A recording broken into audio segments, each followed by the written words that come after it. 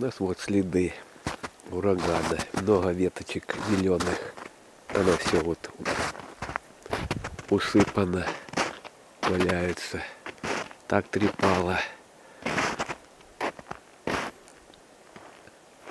Там вот деревья упало, дерево упало.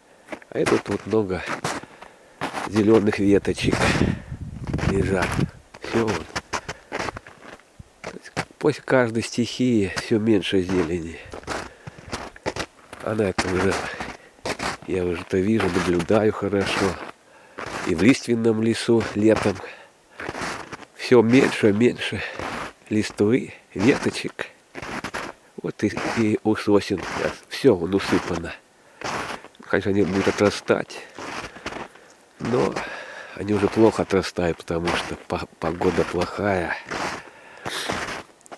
Они как-то все это уже вот слабеют, хереют деревья, листвы меньше.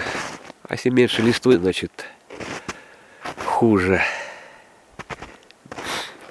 Значит, будет и жарче, и прохладнее на суше. В этом-то и беда. Увеличивается этот контраст из-за того, что уменьшается